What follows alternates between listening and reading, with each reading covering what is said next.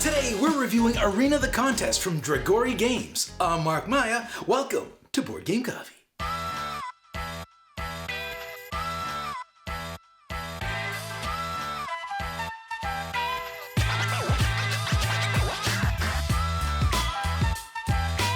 Arena the Contest is a 2 to 8... Hey there, Mark from the future here. Now, before we get started with our review, I thought I'd make this little edit to let you know that a lot of the grievances I had about Arena the Contest have been addressed in their newest Kickstarter. Now, I haven't changed the review to reflect those changes because since those changes were made, I have not had a chance to play the game in its new form. So keep that in mind and enjoy the review. Arena the Contest is a 2 to 8 player versus player combat arena game. No. It's actually a 1 to 4 player cooperative dungeon crawling game with quite an extensive campaign. If anything, it's an arena game with schizophrenic tendencies that tend to lead towards Dungeons and Dragons. I don't think so. If anything, it's an epic adventure that slumps it from time to time as a brainless beat-em-up. Brainless? Fine!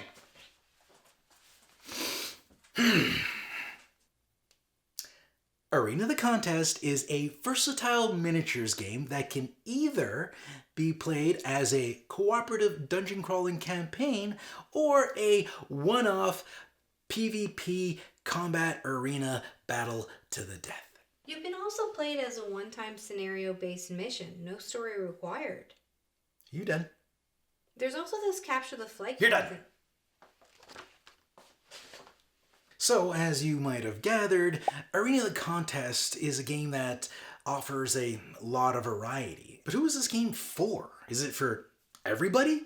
Is it for dungeon crawling campaign junkies looking to throw down from time to time?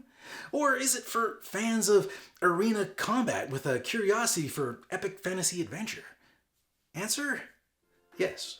If you're the kind of person that wants to do all those things, then Arena the Contest might just be the game for you. Although, depending on your group, maybe not. Let me break it down for you. First, the art. The art in Arena is great. Just look at it. The detail on the characters is fantastic. The environment design, top-notch. And the game board is just... ew, what happened here? Like, for real, all the 2D artwork in this game looks great until you get to this. I mean, sure, it still functions as a playboard, but why would you hire extremely talented artists to whip up all your other 2D work and then bring in the part-time intern to work on your main playboard in what looks like a hurried afternoon project? These broken away pieces of floor that expose the very blurry lava artwork looks like nothing more than a rushed Photoshop mask with a simple inner glow applied to it. And these 3D rendered pillars and walls look like they were pulled right out of a C student's art portfolio. But as I said, as a playboard it functions just fine, and the artwork on it, as blah as it may be, doesn't get in the way of gameplay, and that's important. And if you're customizing your maps, you're just going to use the plain side anyways, and that side looks fine. Although the flat wall tiles leave very little to be desired. So if there's still time on the Kickstarter campaign to get the 3D walls and doors, I would definitely do that. Because this is my favorite part of Arena. The three-dimensionality that the walls and doors bring to the environment has a profound effect on my enjoyment of the game. I really feel like I'm moving through the dungeon on a quest to my ultimate objective, while at the same time fending off monsters to survive. It's just not the same with the flat walls. It's really not the same. No, it's not. Want to meet up for coffee later? Yeah, sure. Sounds like fun. Say hi to your mom for me.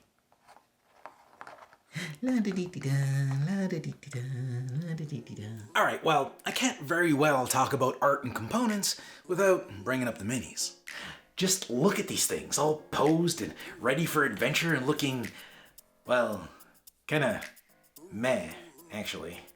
I mean, they're okay, but there's really nothing to get excited about. I mean, the dragons are alright, but you don't play with them all that often. I mean, back in the day of Hero Quest, these would have been amazing. But this isn't 1989, people. We live in a world of come-on miniatures, and these just don't cut it anymore. And I'm pretty sure that Dragori Games wasn't too happy about how these minis turned out either, since their new Kickstarter offers brand new minis produced by the same people who create the Come On minis. Those are gonna be awesome. I can appreciate a company that owns up to their mistakes, and instead of making excuses, they make it right. And for that, I tip my hat off to you. Alright, now, like a lot of you, before I even took the lid off Arena, I watched my fair share of how to play playthroughs and review videos. And a common message I noticed in all those videos is how well the rulebook is written, how easy it is to learn, and how all I needed to get started was this 6-page foldout. Well, I call bullshit. Okay, maybe that's a little harsh. I mean, there is some truth in what they're saying, but there's also a lot of misleading information. First off, the main rulebook is 39 pages long, and I'm being told that all I need to get started is this awkward to hold 6-page brochure, which I read in the wrong order my first time through. And that got me wondering, why not just print this out as a light 6-page rulebook instead of this instructional centerfold? Ooh. Oh. Ooh. You naughty minx. What are you doing in there? Nothing. I'll be out in a minute. But you know what? If this is gonna save time and get me in the game faster, why not give it a shot? Yeah, that's why not. And this and that. Before I even selected a character, I had questions. How am I supposed to play on the board if I don't even know how it works? Nothing in here told me that lava deals 4 damage, or that stepping into this teleports me to the other side of the board, or that standing on these things means my character's blessed. Now, I don't know about you, but I'm the kind of person that likes to know as much as possible when going into a new game. But in all fairness, aside from those specific tiles, they did manage to cram a lot of gameplay information into this simple to read floppy piece of laminated paper. And I can't help but think that if they just added one more page or extension to this thing, that all my questions would be answered. Well, as far as the PvP portion of the game goes, because if you want to play the campaign, you're going to need a lot more than this. Firstly, and most obvious, you'll need the rulebook to learn how to play. The level layouts can be found in your quest guide, and the story will be read from the campaign tome. Oh, and there's these cards, this quest deck, which adds some multiple choice decisions, fun little puzzles, and some extra little story bits. It does sound like a lot, but for the most part, you only need to read it when you need it, which is good because there's a lot to read. Although you will have to make room for all this reading material because you'll be jumping back and forth from book to book quite often, and it all kind of feels like a bit of a chore. Now, in regards to Arena being easy to learn, it is, but there's just way too much to track and remember, which wouldn't be nearly as bad if there was a good way to track and remember everything that's going on. During your play session, you're more than likely to forget to gain a benefit from one thing and apply a negative effect to something else. And if you're playing a 2-player PvP with a 4 versus 4 scenario, prepare to question everything you know, or everything you think you know.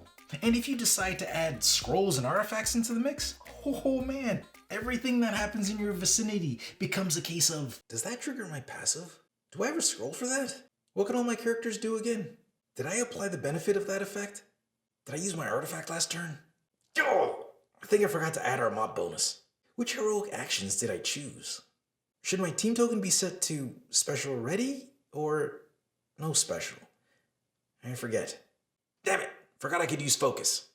And there's probably more that I'm just forgetting, but it's all very annoying and tends to make the game drag on a lot longer than it has to. Sure, eventually I might get more comfortable with it, but how long is that gonna be? And don't get me started on the tracking of conditions. The best way that we've come up with to track if a character has a helpful or harmful condition on them is to give them the card from the character who applied the condition. Makes perfect sense, right? And for the most part, it works. But what if I don't have the card because I gave it to someone else who copied my ability? And the best way to track that they had said ability was to give them that card, which makes perfectly logical sense because I can still reference my abilities from my character board. So since my single card can't be in two places at once, keeping track of what's going on is getting a little bit messy. Not to mention abilities that can apply one of many effects to a character. In those cases, even if I give them the card, how am I supposed to track which of those effects are applied? There's no way I'm going to remember that with the other 20 things I have to remember. You know what could solve this? Condition tokens. Other games use them, and this game really needs them. Now, the majority of those concerns are specific gripes when playing a PvP match with two players, each controlling multiple characters, which is the way I prefer to play a team-based arena game. But if we're talking a campaign with 4 players, each controlling their own character, then a lot of my issues, although still present, are much easier to deal with. Except for tracking conditions. That still remains a problem. Now, in regards to the campaign, if you're looking for a big old dungeon crawl fantasy story experience, then you've come to the right place. But unless you got yourself the right group for it, prepare yourself for the possibility that you might be experiencing that fantasy all by yourself. You see, Arena's campaign is a lot to take in. There's a lot of story to read and setup to do before you even get started. And personally, I think the writing is just okay. I mean, the story's not bad, but it could have definitely benefited from some better writing and less of it. You see, if you got the kind of group that likes long stories and sitting quietly while one player reads aloud and then they're still pumped to jump into a long play session that followed this very slow startup, then you're all good. Go get Arena right now. But if you're the only one and you're trying to get a new group to share in this experience, then you might notice that the excitement that was in the room before you started is slowly seeping its way out through the cracks of inactivity.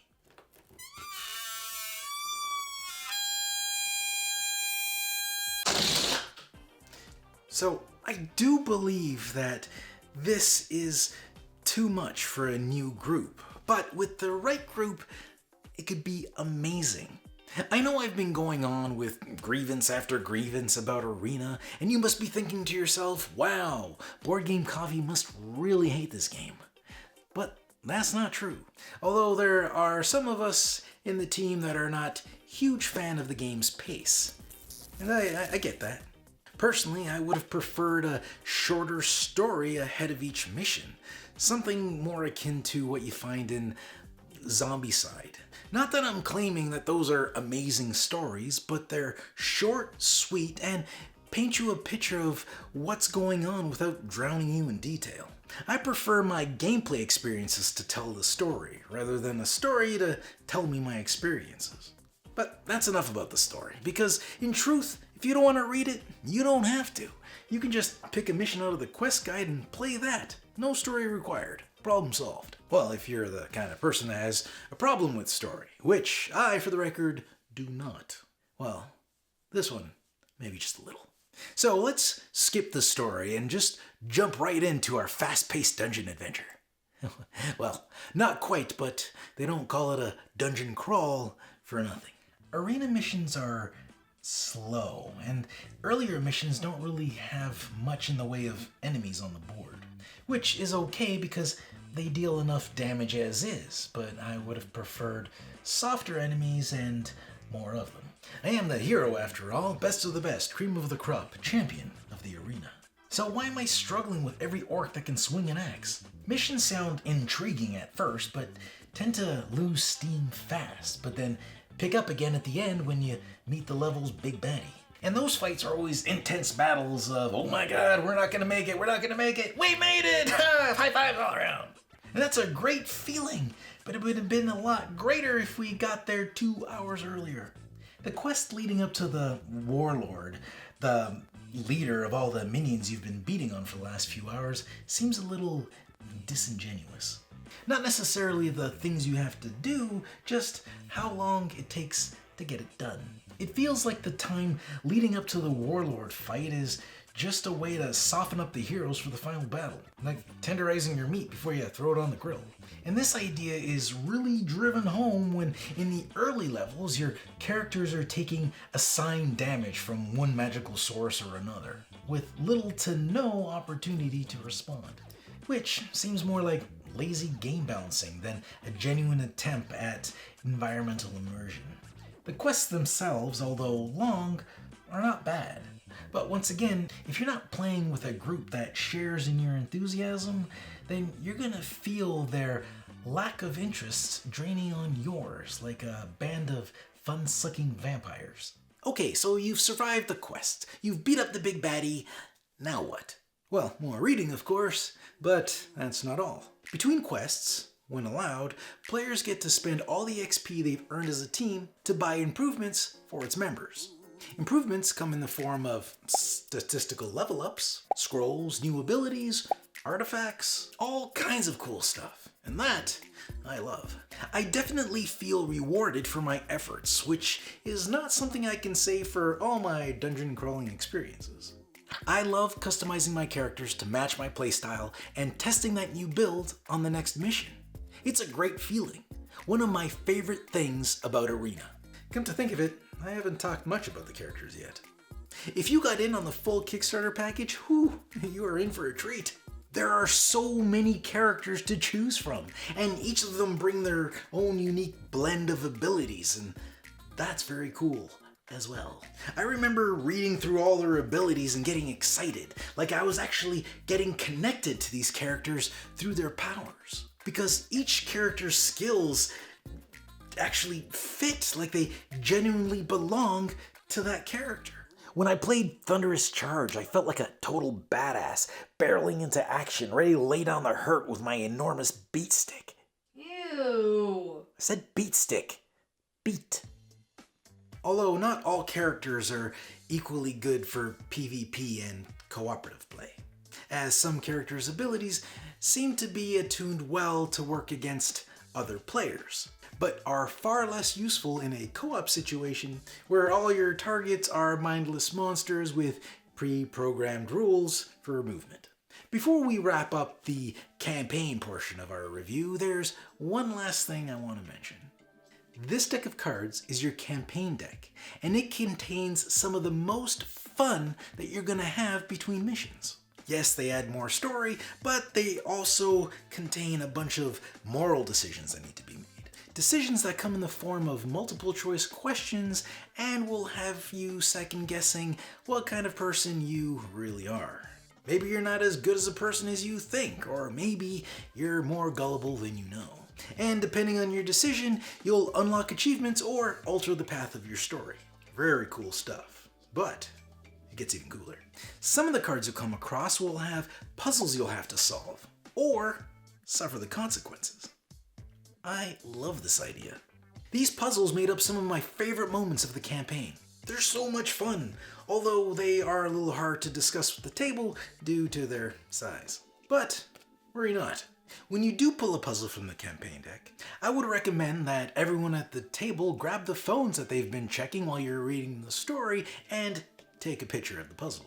This way, everyone can contribute to the solving of the puzzle together. It makes for great group interaction, and it gets better. Once you think you have the solution, you can scan the QR code on the back. Enter your answer on the page it takes you to, and it'll let you know if you were right or wrong. Very, very cool. So, what's my final verdict? Arena the Contest offers a lot of gameplay and a lot of gameplay options for your money, and contains some of the best 2D art you'll see in a board game.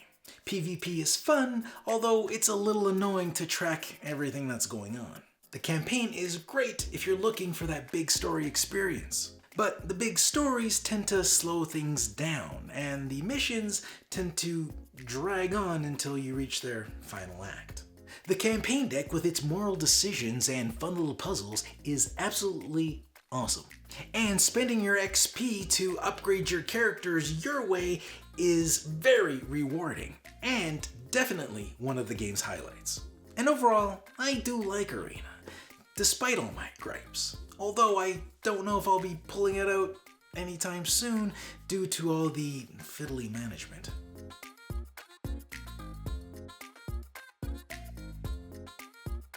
Thanks for joining us. If you like this video and you want to see more, subscribe to our channel. It's the best way to keep up to date with everything we do here at Board Game Coffee. But if you want to see more right now, we got plenty of videos to choose from. And if that's not enough, follow us on Instagram, Facebook, and Twitter. I'm Mark Maya, and this is Board Game Coffee. And remember, have fun, keep gaming, be social. See you next week.